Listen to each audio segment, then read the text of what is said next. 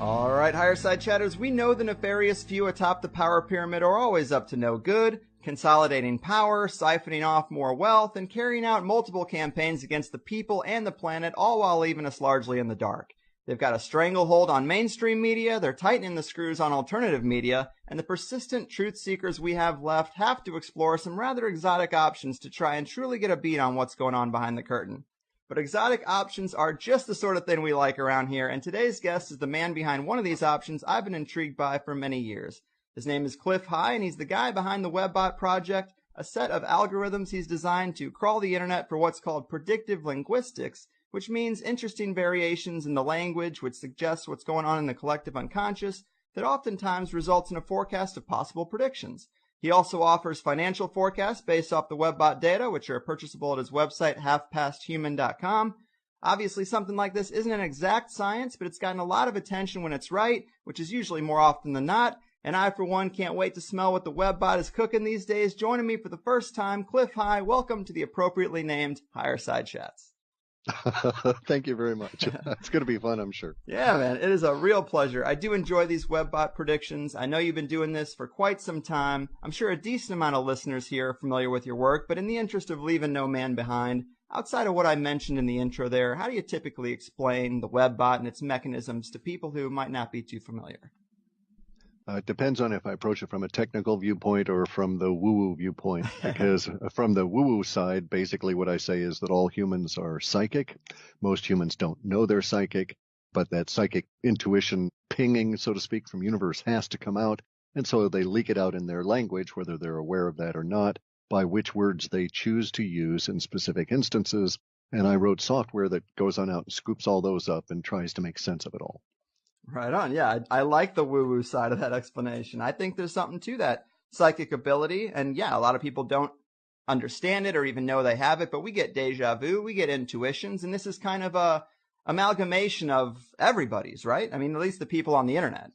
That's the theory. That's kind of the way it works, right? Because if you look at it, you go every day, you get addicted to some behavior for some period of time.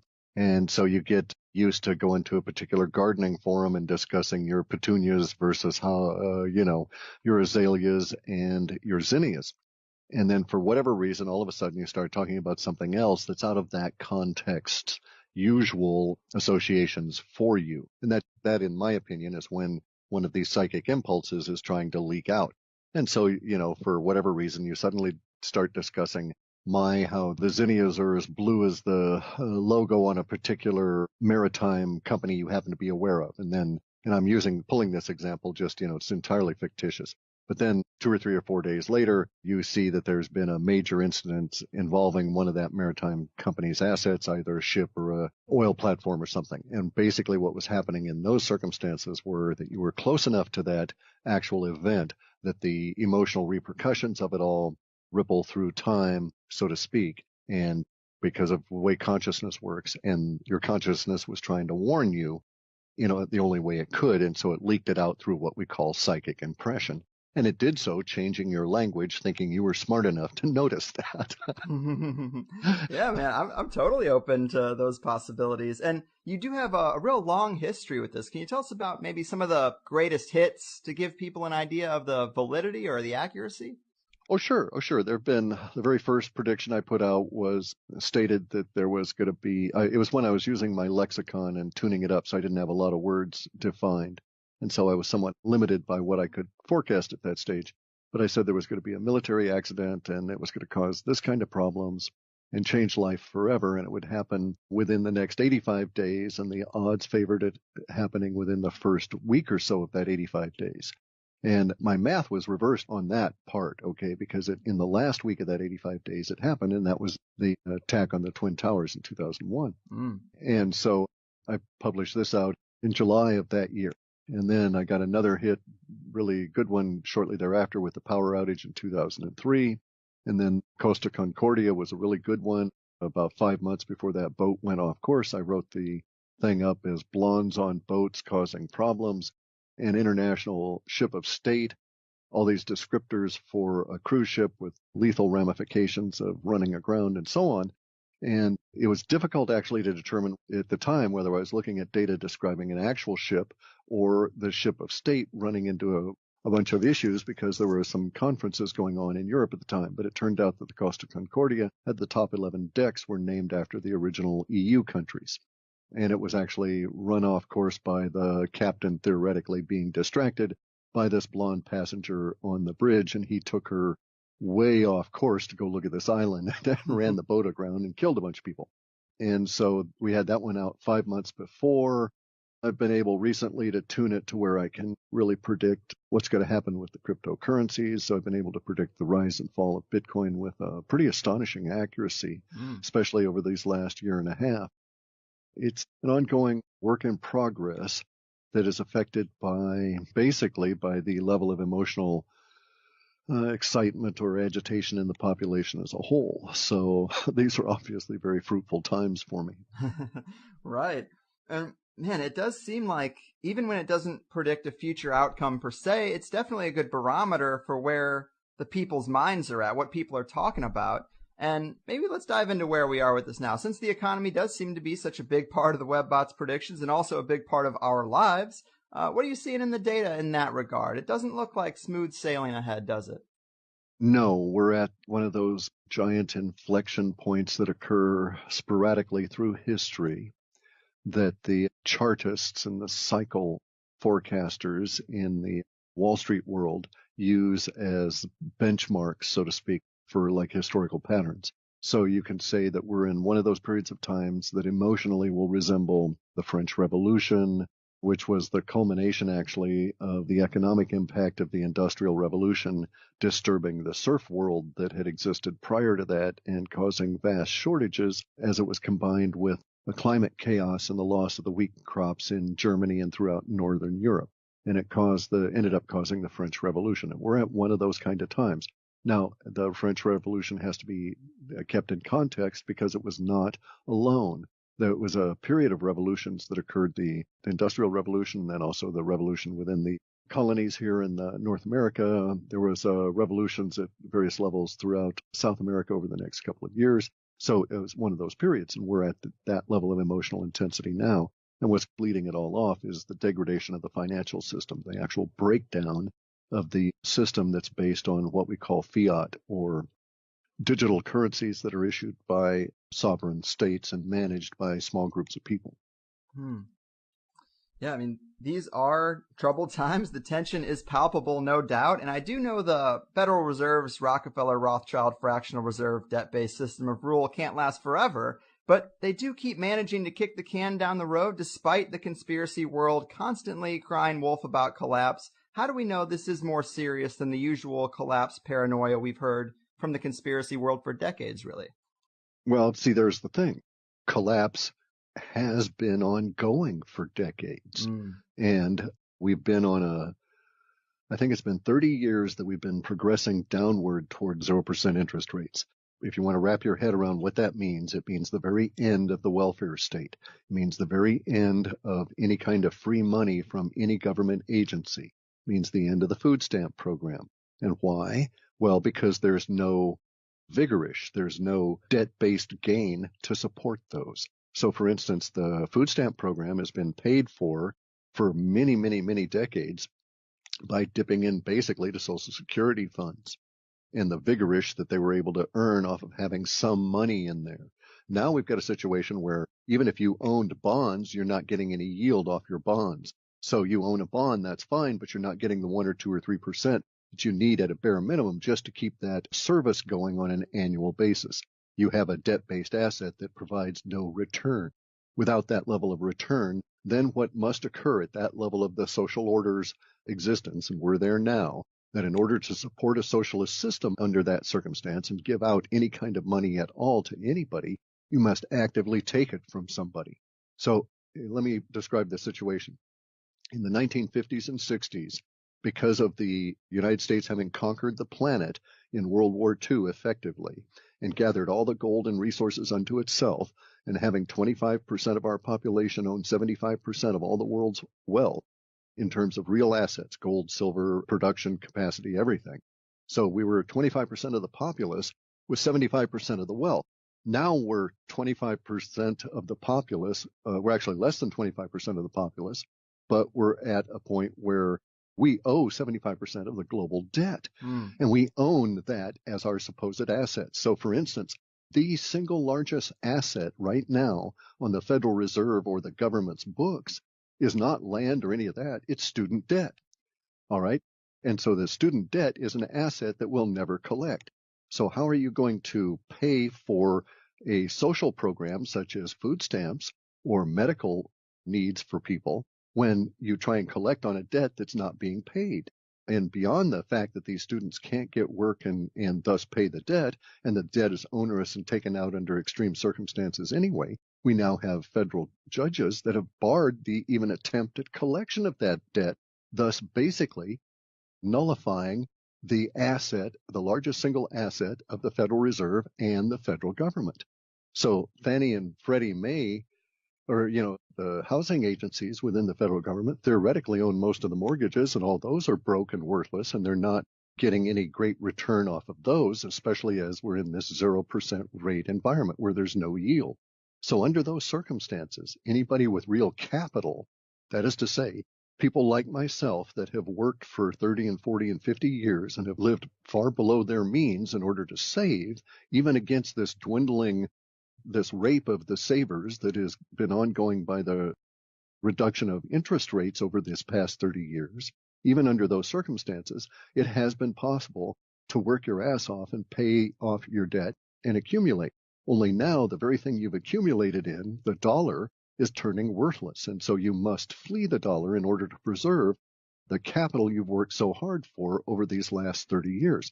And I'm not talking about people that are multimillionaires and business tycoons and stuff. I'm talking about the guy that, owned what used to be the local gas station, or, the people that own and work at the local grocery store, this kind of thing. People like myself that have worked all their lives are in a situation where we're having to exit the financial system because it's crumbling away from us because there's no return for our having worked this long and hard. And at a very personal level, therefore, you are desperate for yield. The whole planet is starved for it. And so thus the rise of cryptocurrencies and the flight of capital from fiat issued by sovereigns to fiat that is self-issued or distributed or self-regulating, which is self-governed on a software platform. Bear in mind that the fiat that's issued by the government, the dollar, is 100% digital insofar as 90% of all of the people are involved in this country. They use plastic or digital dollars continuously and never touch real currency.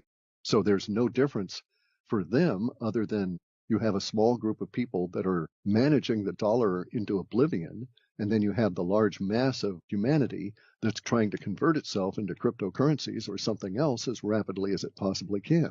So I think this defines an inflection point in that 30-year process of collapse to where we can say, yep, for sure it died a few years ago, and now the corpse is really stinking and we're all getting the hell out of here. Yeah, man, it does seem like economic musical chairs, and I guess the music is about to stop.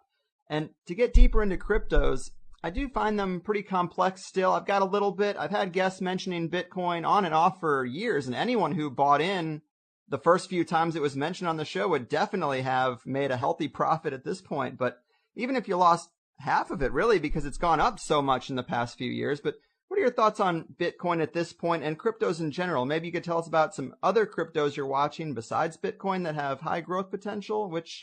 No, I'm sorry, I can't. Yeah, I can't do that. I've recently come to the decision I can't do that. I can talk about Bitcoin, I can talk about Ethereum because I've mentioned them in the past, but I can't mention anything else because coincidentally, my mere mentioning it causes market movements that I don't want to involve myself in, right? Because there's karmic repercussions here. I might casually mention something as I have in the past, and then people think, oh, this one's going to go way up, or, be long-term value or something like that. And it may be that you weren't listening appropriately, or you didn't catch which side of the value proposition I thought that might be in. And so you might get burned if you thought it was long-term, or that it was going to be a quick earner if you were wrong on which side. And so I want to be very careful about that in the future and let people make their own decision on their own research. And so what I'll do is provide that kind of thing in my reports. I can talk about the general trend of it, and existing coins that you might bring up I can comment on, but I'm not going to offer any new names or that kind of thing. Make sense? Fair enough. It totally does. Okay. These obviously are small markets, so they are volatile. But maybe I could ask you without any specific names, are there features of some cryptocurrencies that we should watch out for or could be potentially advantageous? Sure. Oh, that's real easy to discuss at that level because we're discussing it in an abstract that you can then use as a metric to apply to your own research. Exactly. And this is great. So first thing I always look for is to find out if the coin or the token is in any way associated with mining. So for instance, if you found a company that was doing some business offering a coin and it was in no way mined, it's a pre-mined or pre-issued coin, then I would be very, very, very leery of it. If it was a coin that was pre-mined and each coin was therefore and thereafter somehow associated or linked to some kind of a physical goods, like a bottle of wine or a chunk of gold or something, I would be very wary of it because there's all kinds of rules and laws still in place that allow those physical goods to be encumbered outside of your coin's theoretic encumbrance of that good. And so until you knew for sure that that coin was actually going to be able to make a claim on that good that supposedly backed it, I wouldn't get involved with it because, again, it's a management issue. Now, I actually personally favor coins where you've got the most possible chaotic discussion going on in the forums that support the coins because I know that you've got a passionate community, you've got a bunch of programmers that are hell-bent on solving problems that are related to that coin or technical issue, and that there's real growth potential from this. They may not succeed, because they may be going at the wrong niche or the coin itself may never get quite caught on. It's too early, too late in the process or something. But in my personal opinion, such chaotic forum discussion kind of things around coins or tokens, those areas are much more likely to be long-term than are individually managed, even in corporations or consortiums, pre-mined or non-mined coins.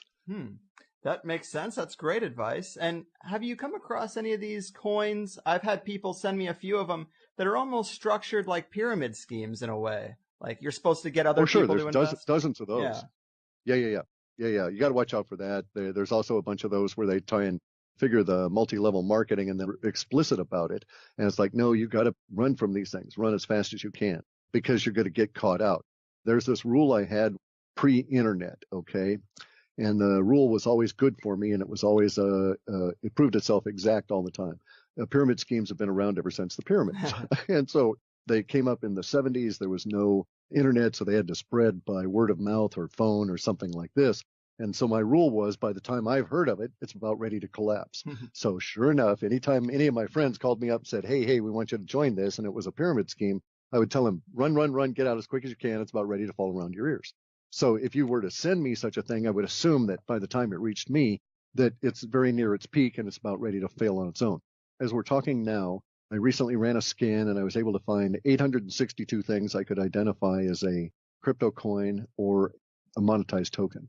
And so that's more than there were yesterday, but a lot of those that were there yesterday are not there, and they've been replaced by new ones. It's going to be this way, and it's going to be chaotic for a long time. This will offer a great many people over a number of years a chance for a good potential for profit, but also a good potential to really crap out because they picked the wrong one because they didn't do any research on it.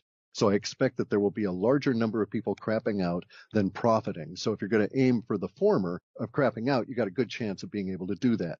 But if you're going to aim for the latter of trying to make some money at it, you're going to have to really do some research and sharpen your brain on it. It's not really that difficult. It's just simply work. Mm-hmm. Right. Great advice. And people out there, be careful, but don't totally avoid it because I do think this is the future in a big way. Oh, well, look at some of the things you can do about it. Okay, so let's look at some of the really cool stuff. We have Bitcoin, which is a method of exchange between the two of us. It's also a store of value. It's also a currency. As a unit of currency, we can break it down infinitely. We can also smush it back together again so that we can build it back up. It stores easily. You can take it with you, and it has all these really cool things, and it's encrypted. And it's sort of anonymous. And then we have another thing that also runs on a blockchain, which is called Ethereum. And the Ethereum environment provides us with these Ether tokens that are basically like train passes, a pass to ride a train.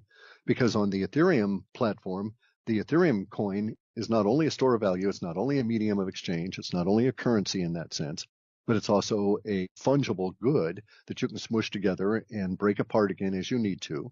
And it's also a consumable good in that you can use it to power robots on the Ethereum platform that then allow you to make money off of it. Now, I'll give you an example in half a second. These robots are made by writing software that is run through these compilers, and it's usually in a language called Solidity. Do it online on free Solidity compilers. Teach yourself how to do that. Or you can, get plugins to Visual Studio from Microsoft even, that kind of a thing. And you write these little robots, and what they would do, I'm going to write one in the process of it now. That's going to be a kiosk. And what it's going to do is to take the information I do from my research, and it's going to put it into a format that I can put into these robots and release into this Ethereum platform. Now, bear in mind, my customers are going to interact with this kiosk from a web page. So they're not going to see any of this stuff behind the scenes. But what's going to go on behind the scenes is that they'll pop into the web page to buy one of my reports, and it'll say, what currency do you prefer to deal in? And it'll offer a whole plethora of choices, because basically my currency choices are going to be limited to what I can exchange them for, ultimately to reduce them down to Ethereum or Bitcoin in the process of the robot. But I don't care if it's any of these other coins that we might mention, as long as it's still trading and had value and we could compute it out to the cost that the robot can do this math. No worries, it'll accept it. Then it'll instantly change it for whatever. And it'll do all this and I won't have to mess with it. So basically it's the lazy person's way to sell things, because then I'll put my information in there. And this is the beauty part that I really like, is that I'll put it in there in a format that'll make it very easy for the machine to say, what human language do you want to receive the information in? And then it'll provide them with a link to a translated version of the information. So if you want to see it in Korean, no worries. You can purchase and buy, and the whole experience will be in Korean. And if you want to use a particular coin, the whole experience will be in that coin, and it'll be transparent to you. And it'll be transparent to me, because all I'll have to do is design the interface once, plug the robot into the back end, and let it loose. Beautiful, man. Sounds like you're onto something. Well, yeah, it's not just me. I mean, there's millions and millions of people out there that are doing this sort of thing. And the cost of entry is very low. People can teach themselves how to do coding and write these, what they call them, smart contracts. But if you think of them as robots, it's a whole lot easier to grasp what's going on. Mm-hmm. Yeah, there's a ton of potential out there for people who are paying attention and getting in front of it rather than waiting for it all to smack them in the face. Well, there's also, I get real examples all the time. So just one more real example here. I got an email just the other day from a guy who's been able in the last week, I think it was, to pay off his student debt and his car loan based on following some of the advice in one of my reports, or one of the guides. I don't give advice. And he was able to purchase the currencies and sell them out the appropriate time, and then converted them to dollars and went and paid off these two major debts. This is such a unique time in history that, had this time not existed, had cryptocurrencies come along, the odds on this man being able to achieve that at his age, are infinitesimally small. Mm-hmm. Yeah, we should definitely look at the positives in this era of change. And I wanted to get into some weird stuff too. Clearly, we got a lot of weird stuff going on in the world, no doubt. I heard you talking about Antarctica fairly recently. It's been something a lot of listeners are curious about right now. We've talked about John Kerry's visit right around election time. Also, Buzz Aldrin needing to be medically airlifted out of there. But we also have Newt Gingrich going down there right after the election, as if he was the liaison between the new administration and whatever the hell they got going on down there. Based on the few clues we do have, can you tell us more about the goings-on in Antarctica? I can give us some more clues, okay? There are some areas that I haven't formed conclusions on yet, but we have more clues. The Newt Gingrich thing, I think that's precisely what it was that as the new administration came in, they had to have a new ambassador to whatever the hell it is that's going on down there. And some of the other clues we've got now include a big ramping up of the number of jobs that are available, the amount of money being put into the corporations that are down there, the number of corporations that are now allowed to do business there, the amount of passes that the military is handing out to the number of people, and so on. So we're looking at a ramping up of a very major operation. There's hints that very large tracts of land in Australia are now being prepared for something. There's also hints that port areas and coastline in New Zealand is also involved.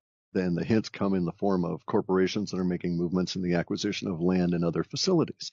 And also the importation into Australia of electronic gear and this kind of thing, and basically what amount to new cargo routes. So something is up. The ramping up level may yield an order of magnitude increase. We just don't know. It's currently ongoing. This is curious, though. We knew it was coming, but this is curious because, of course, it's the winter in the southern hemisphere. So the expectation is, or the one conclusion I have is that the prepping that they're doing now is for some big push as soon as it becomes clement weather Antarctica. So that would be like Antarctica's upcoming spring. And so they were preparing for something. Now, whether we'll see any real manifestation of it here in the United States or wherever, and we're paying for all of this, I don't know. But I do know that we're now approaching a point where it's a mathematical certainty that we'll soon have a fairly large population of returning people from various chores or tasks in Antarctica. So we may start getting people that are going to spill out interesting information in larger and larger amounts as we go forward. Yeah, man, I am really excited about the potential there. And some conventional ideas suggest that what's going on is resource mining or oil, but those really aren't the companies that are down there, are they? That's quite correct. And the issue there is that it's not oil, it's coal. They found vast quantities of some of the purest coal on the planet sitting in huge mountains in a mountain range as though it had already been mined and was cleaned and carefully piled up into these things that are 5,000 and 6,000 feet high that you and I would think of as mountain-sized foothills. It's so clean that you can just literally truck on over there with your bulldozer or walk over by hand and pick up this coal, and it's no dust or anything. And so it just boggles the mind. And there's more coal there in one of these mountains, it is estimated, than is the energy requirements of the United States for 200 years. All energy requirements, not just electricity, but also the ability to convert coal to oil. Even inefficiently, we'd be able to have all of our energy needs completely covered by the really cool coal out of Antarctica. But that's not what's got them all excited, because as you note, it's much more high-tech companies that are down there and not people that are going to be buying a lot of Caterpillars. Right. I've obviously heard Boeing, but then I've also heard you mention SAIC is down there, which we've talked about them before. Apparently, they're at the center of a lot of UFO stories, and also seem to have worked and tested out some exotic electronic harassment technologies here in San Diego, according to a book by Robert Guffey. But this is a major indication that this might be UFO or alien related, potentially, right? I think so, personally, and I also found it very curious that it's not simply SAIC. Now, what actually occurred was that SAIC took its core divisions that had been there ever since its UFO inception period in the 50s, and it took those core divisions, and they've been repurposed under a new corporate name. And all the other, basically, it was SAIC, which owns all this other crud and is involved with all these other kind of things, took its core central function group, rebranded it as Leidos, and has given the rest of that stuff off to another subgroup to deal with, and has now focused their core science group on Antarctica.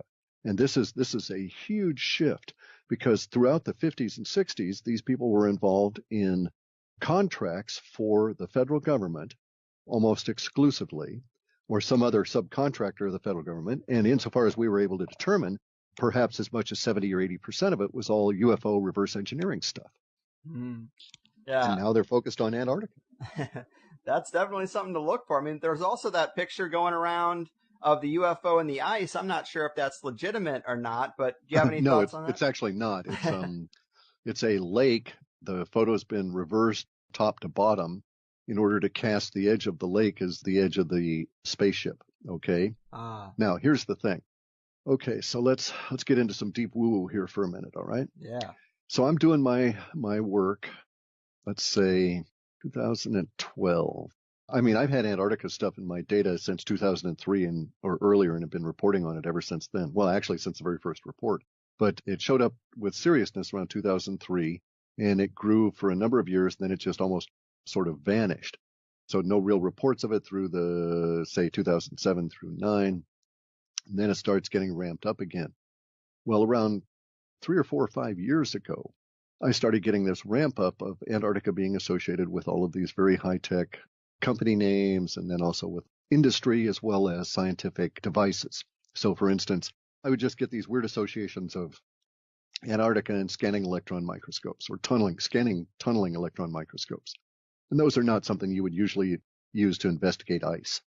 And so it was just odd that there was these associations of these rather strange scientific devices going to Antarctica. Not odd per se, because that's all Antarctica used to have associated with it, was basically the military and science. And then there came out the rumors of the films of what were made in the 70s of the discoveries of these mountains of coal and so on. Anyway, so as I say, in about 2012 through 13, I started getting a lot of reports in my data, more connections to the woo-woo side of things. And I thought, ooh, this is really interesting, and started really pouring through it. I started reporting on it. And then I ran into this very curious situation, and I couldn't really decide what was going on. And the situation was that it was almost as though there was an echo or an amplification of the stuff I was writing about that was not being scrubbed out by this thing I called MOM. Okay, I have this thing that MOM, model of model space. And every time I write a report, I take all the words that I've got associated with that report and I dump it into MOM, and MOM is a robot, and MOM supervises the spiders. And whenever it finds an echo of my own words and stuff, it throws it into the dustbin of our processing, so to speak, and we just don't involve ourselves with it. So no circuitous references. Because I ran into that with the very first report I did in 2001, and it took me like 6 months to overcome the problems caused by people reporting on my own work showing back up in the next run. And so I finally was able to come up with MOM and work that out. And then MOM started, I thought, running into some serious issues in 2012, 2013 realm.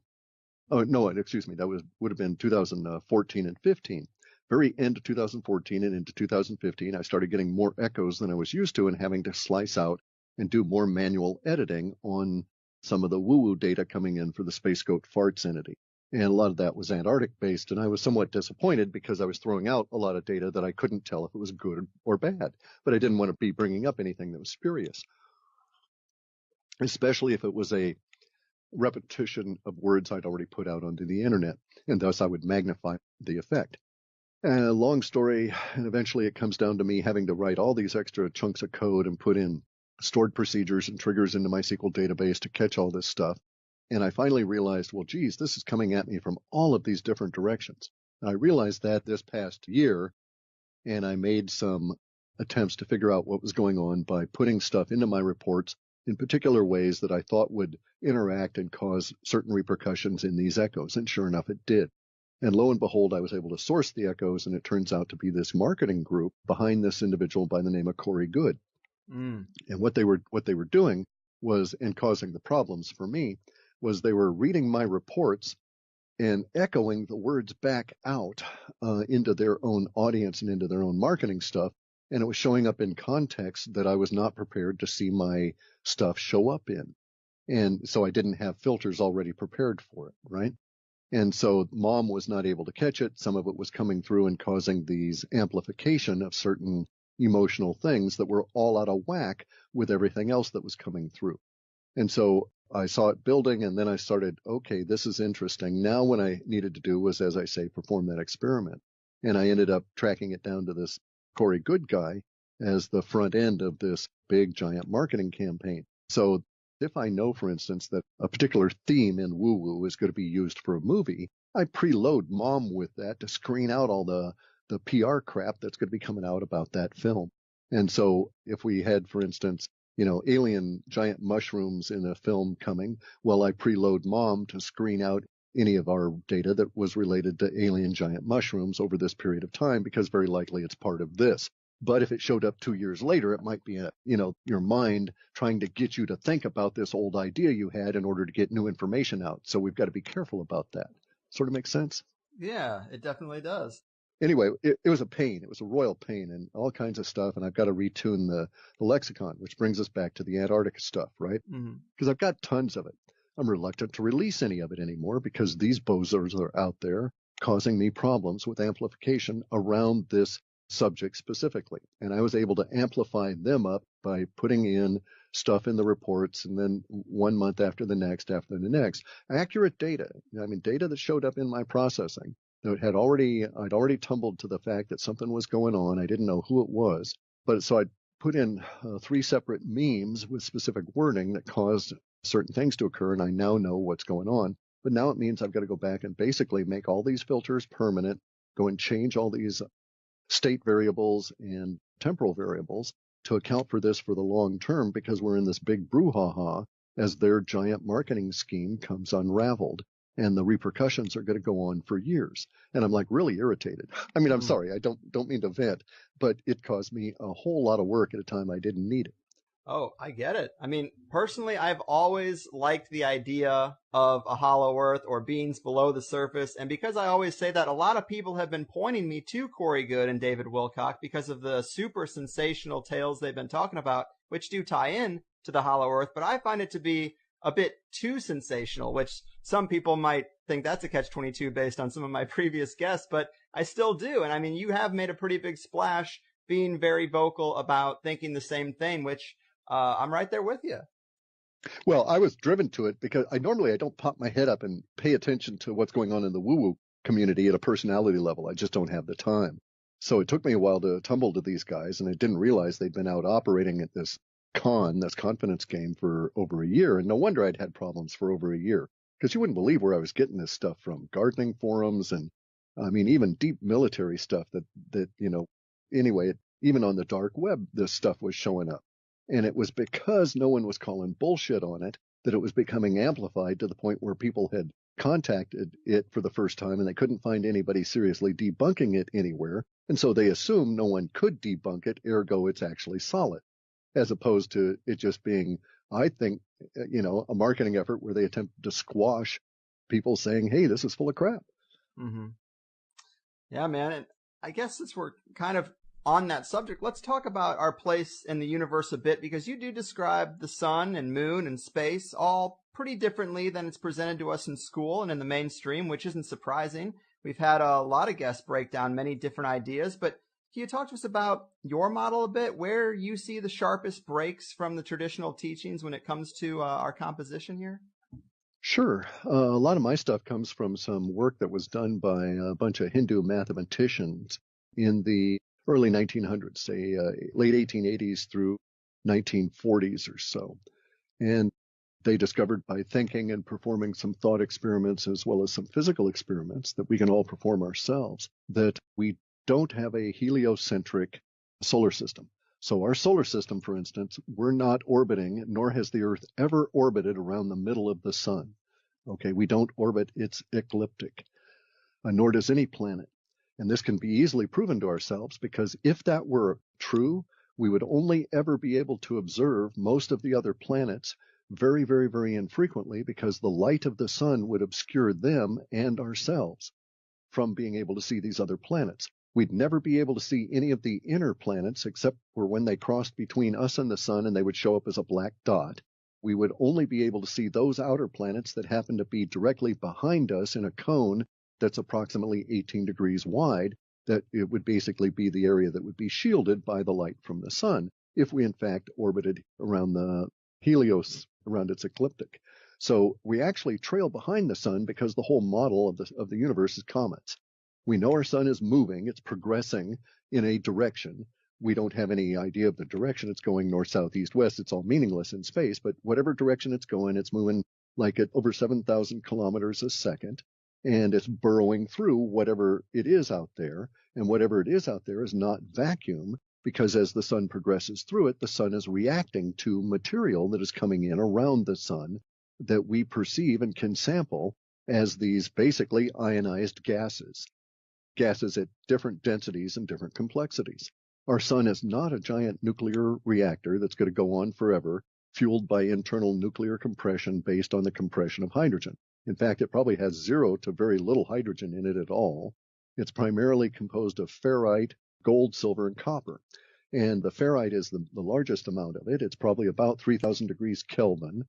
So the surface of the sun itself is very cold. So when we get a sunspot, what we're actually doing is looking through the plasma at the cold iron underneath, the black ferrite surface underneath. And the plasma is caused by this iron being shoved through these ionized gases, very much the way you would have a tungsten tip in an ionized gas in a TIG welder, causing this arcing in the plasma. And that's what's going on around the sun, is this plasma. and the plasma is actually currently retreating, condensing for reasons we don't know, down from about 8,000 degrees Fahrenheit, I think, to about 5,000 degrees Fahrenheit in terms of its temperature, leading us into an ice age period.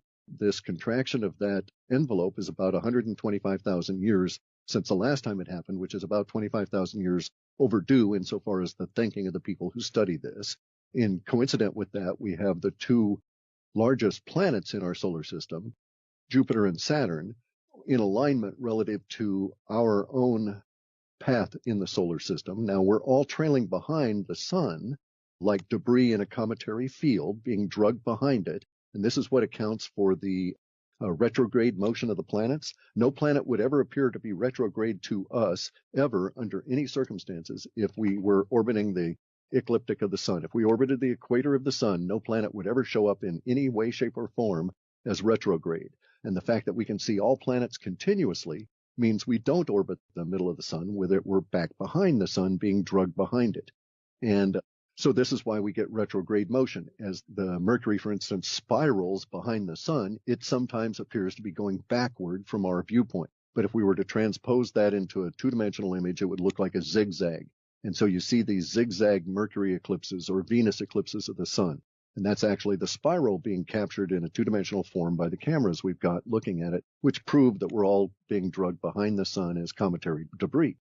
We know that the solar system itself has some kind of a shell around it that's composed of something that is gaseous, so to speak, but has enough radiation and energy in it to prevent our explorer ships from ever leaving our solar system. So they're kind of like trapped in the cell walls of our solar system. We also know that the only vacuum that exists is directly behind the sun.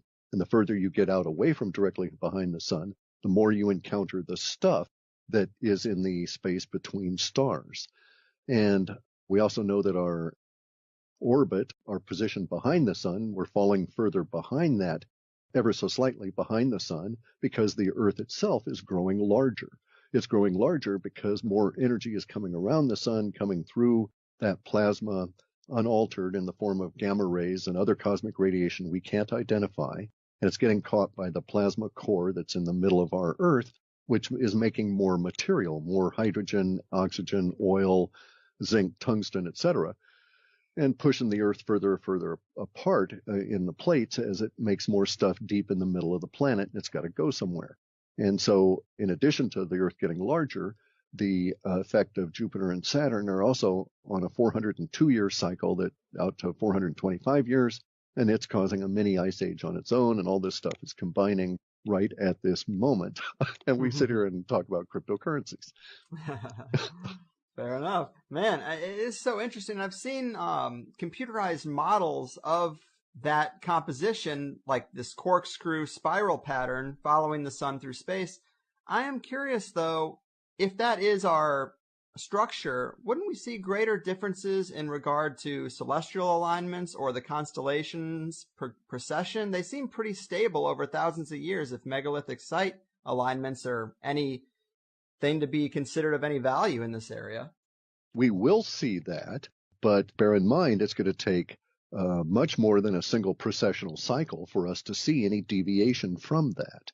So, for instance, it would take perhaps 200,000 or 300,000 years, maybe 10 precessional cycles, maybe 260,000 years to see even a 1% deviation caused by the position of the sun moving relative to some huge fixed star, North Star, et cetera, et cetera. I mean, it takes millions of years for us to shift from one pole star to the next, and it has occurred. Vega used to be the pole star. Right. So, now we're in Polaris. And so, in fact, we do know, though, that this has impacted humanity. How do we know this? Well, if one looks into certain aspects of archaeology, you can find that seafaring peoples, both on the Atlantic and into the southern oceans, and in the Pacific and into the southern oceans, specifically the southern oceans, noticed changes in the navigational stars and made note of these changes about 4,500 years ago. And it was over the course of about 800 or 900 years that change occurred. And it was necessary then. So they needed to have a degree of refinement that you and I don't need. Okay. These guys were in the South Pacific, were trying to find islands where they were separated from other islands by death in the water, because if you didn't find it, you died. You can't live on the Pacific Ocean. It's a desert. And so you got to live on the little islands. And in order to find that island, you had to know where you were within a few feet. And so their navigational stars had to be really precise at a level that the pole star per se doesn't have to be, or any of the other ancillary stars. So most of us are not going to be aware of the continual nature of these changes that are going on. But the South Pacific Islanders, over the course of 800 years of sea songs that were their navigational way of transmitting that knowledge from generation to generation, noted how certain stars were changing. The personalities that were given to those stars were noted in this change, and they followed them, and then they noted that they stabilized.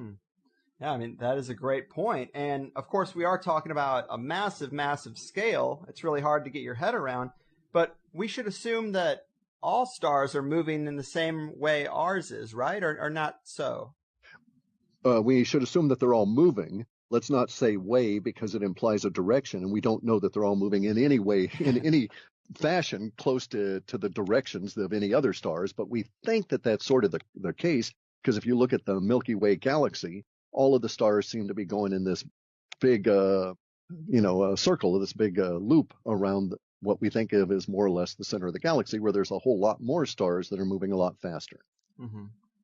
Well, it does seem like spiral and rotation is some fundamental, basically, technology. If you wanted to get into the Nazi Bell and UFOs, it just seems like there's a force that is kind of left off the books in physics that has some interesting properties involving rotation, and it does seem to be kind of fundamental to our structure. So I see how we could be moving in that kind of a spiral pattern. And it goes back to Victor Schauberger, and he was the one that theoretically or supposedly anecdotally came up with the breakthrough that allowed him to do the implosion engine for the Nazi Bell. And he based it on implosion science. We've been close to this before. A guy by the name of Keeley in the U.S. in the 1800s built these implosion devices, not internal combustion engines, but internal implosion engines. And he was running locomotives on them. They were so large, and they were basically, we wouldn't think of them as zero energy devices, but they were very low input for very large output devices, and they were non-polluting and so on. And of course they were snatched up, and on his death all of those were purchased except for a couple of the ones that were left out. I think some key elements were taken out of them, but and they disappeared into the bowels of the Smithsonian. But if you call them, they've never heard of the chap. Of course, we've heard that before. Right.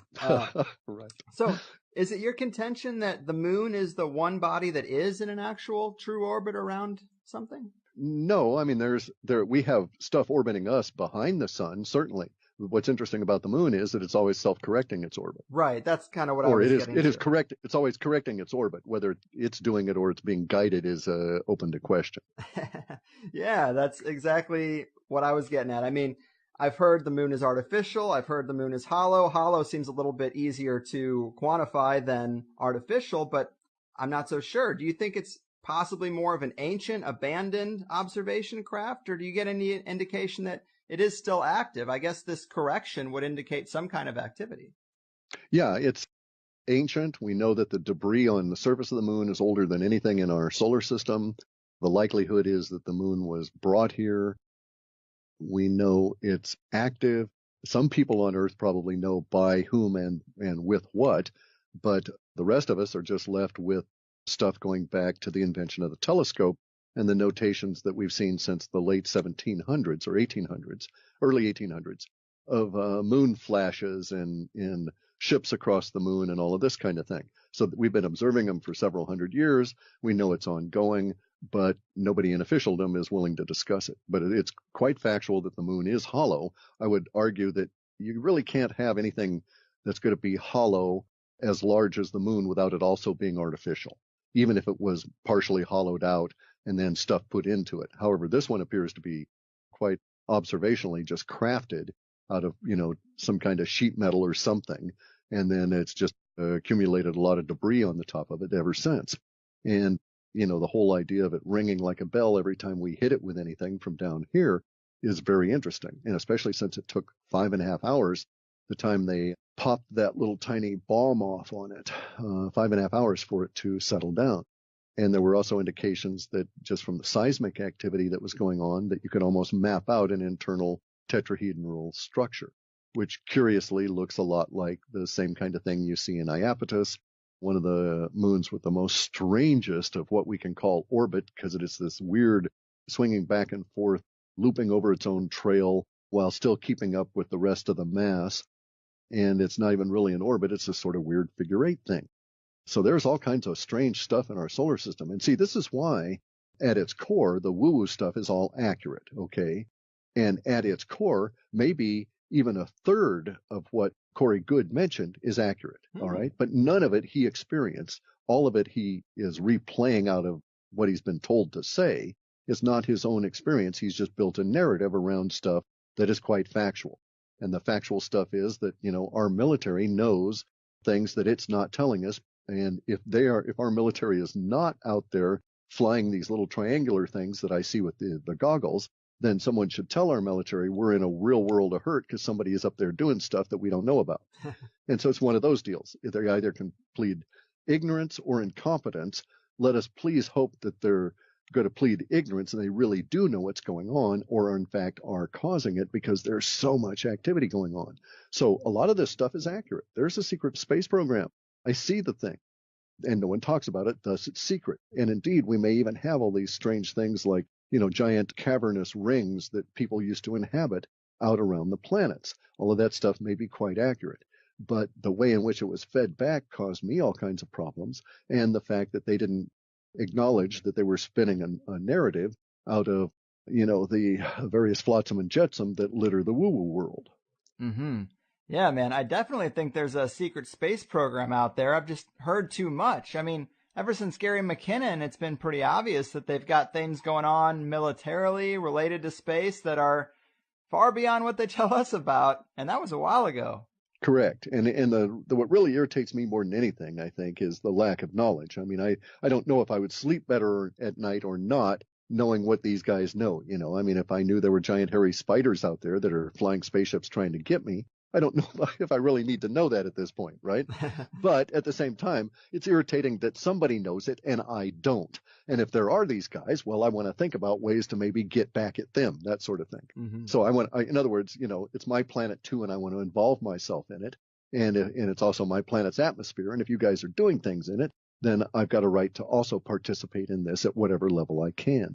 So I find it very irritating. Now, on another practical level, I see that the marketing effort and everything that's been put into this is symptomatic of a lot of the stuff that's going on in the financial system, the political system, the social order in a lot of different ways. And the symptomatic nature of it gives me a great deal of hope, because I know when it is expressing itself in these other areas, financial, political, social, etc., it is again pointing to a huge inflection point and a major change currently underway. So the mere fact that someone felt that they had to promote the marketing group that was behind Corey Goode and get them to do this at this time means that they're very much afraid of what's actually going to be coming out, and they were trying to muddy the waters and control the ebb and flow before that occurred.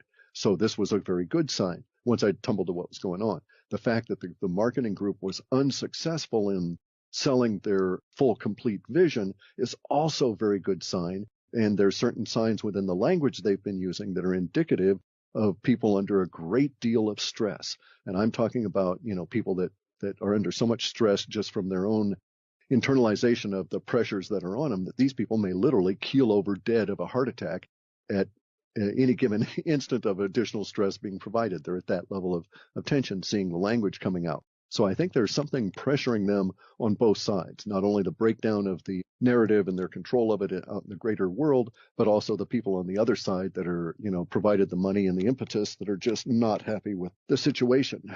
And that the situation that's driving them, I think, is some form of a disclosure. Whether we will like it afterwards is going to be anybody's guess.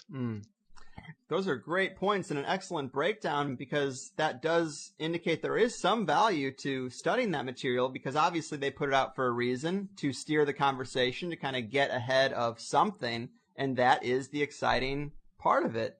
Well, you got to be careful, though. Yes, it's interesting. I take it as clues. I'm not going to study any of their details because I don't care about the warped, little twisted way in which they're stitching it together. Right. All I need to know is that I can see the stitchery and I can see the hand behind it. And then I can start thinking about that hand and why it's doing that. And thus I don't get involved with the details because they will only lead you so far and no further. Amen. I agree with you there. We have talked about a hell of a lot of stuff as we start to wind down here. Is there anything else you see in the language of the web bot that it's picking up that might be worth a mention before we go? There is, and it's really a caution, okay? We're in very exciting times. We're at one of those key inflection points in history where we have an old system dying and a new one being born. As a result of that particular point in history, there will be an opportunity to create great fortunes because things will be in dynamic play as new industries are born and old ones die, and will they'll actually be allowed to die. You know, they haven't been able to declare bankruptcy and fold for decades because of the government supporting them and all of this kind of thing. All that's going to go away. So the whole social order is going to change, and everything in the infrastructure will change over these next 15 years. I hope that we move into the George Jetson kind of world, and that's where I'm placing my bets. And people that are also thinking that may want to look into cryptocurrencies and so forth, but be advised that in this current state, there's great opportunity, but there's also great risk potential. So you've got to be smart about this and do your research and be adult. Don't blame anybody else for screwing up from this point on. Cheers to that. Man, well, Clif, I could bounce questions off you all day. I really enjoy your videos. I think the WebBot project is fascinating. I think your perspective on a lot of stuff is enlightening. Really glad I could get you here. Hopefully we can do it again in the future. Before we really go, remind the people where to follow up on what you're doing and where they can get the reports you put out or anything else you might want them to know. Sure. You can go to halfpasthuman.com and pick up our reports. I ran into a wrist injury earlier before summer, and so I'm only doing the crypto reports at the moment, trying to let that heal. And also that's where all the action is, and I couldn't do both and put a lot of effort into the crypto, which is required. I'll be doing that for at least the next few months as we enter into this period of time. So halfpasthuman.com and then on Clif High channel on YouTube. Boom. Right on. Well, thanks again, man. It has been a real pleasure. Keep doing what you do and take care out there. Okay. Thank you much. You got it. And boom goes the dynamite, people. Clif High. So glad I could finally get Clif on. I've been interested in his WebBot predictions for a long time. I think predictive linguistics is a really interesting concept. Nobody said it was going to be an exact science, but I think it is just another item to add to your basket of things worth considering. And I'm really glad we got to spend some solid time on Antarctica and get a little deeper on that than we've really been able to lately. I don't think he mentioned it here, but I've also heard Clif say the areas that the Nazis supposedly claimed and called New Schwabenland, these areas are airbrushed out on Google Earth when you really get down into it, and that's pretty interesting. I'm also glad we got to talk about this spiral model of our solar system. I've seen that GIF going around a whole lot. And a part of me thinks that if you're going to go with an electric universe just a little bit different than normal kind of paradigm, that it does make sense that the sun would be moving along with everything else that seems to be moving rather than sitting put. But I still wonder about the way things line up from our perspective. Like, if all stars are in motion, the Milky Way is in motion. We got these stars moving in spiral patterns all along the X, Y, and Z axis of space. How could something like Karahunj, the Armenian Stonehenge, how could it have these ancient megalithic rocks with holes carved perfectly to align with Orion's belt on the Armenian New Year? How would Karahunj maintain its alignment? I don't know, but we do have to deal with the fact that it does. Maybe 8 to 12,000 years is nothing in star travel time, but it is almost half a wobble. That's not nothing. I don't know. I get lost going places I've been to twice before, and I'm supposed to figure out this kind of shit. It is fascinating, though, to hear alternative ideas on these kind of space things, and I thought Clif broke it down really well. And there's a lot of things in his Rolodex that we didn't even get to. I would love to have him back. If you want him to come back, let's get him some good feedback so he does know you're listening. Let him know. Clif does a lot of shows. The only way to separate which ones are worth your time and which ones aren't are the people who contact you and say, I heard you on X, Y, or Z, go back. So let's throw them in the rotation. I also mentioned Armenia, and I need to get another installment of that Graham Hancock tour video out. It's insane how long it's taken me. The next one even has the buried pyramid, but man, time just gets away from me month to month. that's how I try to figure out what I'm doing, is in these month-to-month chunks. And really, I just am like, okay, you got to keep up with emails and tech support, customer service for Plus people and for t-shirts. You got to put out 5 good shows. Don't eat like shit, and do one extra thing. And it's always something else. Like, first we transitioned to a new top quality high-end forum. That took some time. And then I don't know. I think I did the Hot Ones challenge thing and edited that video. Then I did a series of guest spots and a couple of tinfoil hats. Then I did another video where I went on a Laurel Canyon tour with Mark Devlin, followed by a month where I did an extra show with the episode with Bruce Lipton. And I also just made a server move for all 3 websites, which is great because I'm saving a lot of money. But it also wasn't completely smooth. And if you're having problems with the THC iPhone app, by the way, try to refresh it or clear the cache or delete it and re-download it, whatever you can to reset it. Because the server move kind of disrupted the linkage for some people, if you know what I'm saying. It's a minor thing, but I've answered like 24 emails about it. And I think we are going to have the developer shore up some issues with the app soon when he gets some time. And that's a beautiful thing. And then I guess most recently I went to this Science of Consciousness conference, and I'm trying to put something together for you this weekend. I also typed up a lengthy description of my recent past life regression session and the scenes I was shown, and that's on the Wildcard forum if you have any interest in hearing about it. It was too long of a thing to talk about in the wrap-up of a podcast, but too short to record its own thing about. So I said, screw it, this is what a forum's for. And now I'm also in the process of redoing the basic THC website. I just can't help myself. I have to tinker. But I got some data that surprised me that like 70% of all the website visitors are on mobile, which makes sense. I mean, that's how I do most of the things I do. But now I'm redoing the website to make it look as sick as I can on a cell phone because I want to stay current. I don't want to have one of these outdated websites. Not a good look for a conspiracy show. So I'm redoing that website, and I think it looks pretty damn good already. The core of it does. Like, if you pull up the highersidechats.com in your mobile browser, you'll see a simple description of the show that I think is straight and to the point, and then you see a link for Plus and a player that fits right on your screen. And it plays the last 10 episodes in slides, so unless you're really, really far behind, everything you need is going to be right there. And if you just subscribe to the feed on some podcast app, then you never go to the site, and I get that. But I think this is a real upgrade in terms of looking slick and modern. I'm going to flesh out the rest, and then next month I'm getting married, and then Armenia Video Chapters 2 and 3. We're just going to knock it out. Come on. But Jesus, this really got away from me here. But I do like to touch base with you guys sometimes just about what I try to do to keep the ship on course. I got nobody to talk to about this. I have no coworkers. But it also is just a decent list of the extra things if you've missed any of them. The Mark Devlin tour was pretty cool. The Hot Ones video was torture. But what can I say? Clif, hi. He knows a lot about a lot, and it was a real pleasure. As any regular listener knows, we do that. Subscribe to hear the extra hour model, $5 a month, 5 shows a month, plus occasional extra stuff, and lifetime access to the forums. A nice and simple model that doesn't really rely on AdSense or Patreon, but is a little more under my control, which I think is a godsend in these troubling times.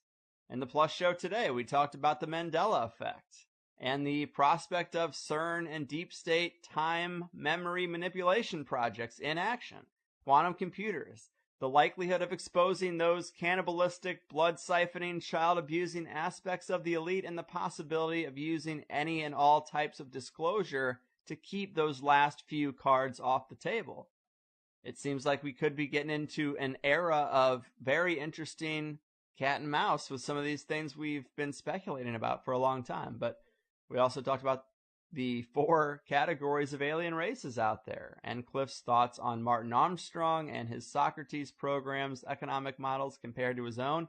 Both are predicting a steady and consistent decline in the Western world, so we'll see. And we got into some tips and tricks for navigating the rough economic road ahead, and how to get creative with it, internet censorship, and that alt media crackdown, and the AdSense undercut that so many people have been talking about. A lot of THC guests recently too. So, all good stuff. TheHigherSideChatsPlus.com. As for what's coming down the pike, whatever, I think it's a month of pretty heavy woo, as Clif would say. Not all woo, but we are going back into the hard woo territory for a lot of the month of June, so be ready, and I'll see you then, friends. I've got to wrap this thing up. Holy hell. Bitcoin, by the way, I just saw it hit 3,000 a coin. Can't believe that, but I am really, really loving it. Alright, I've done my part.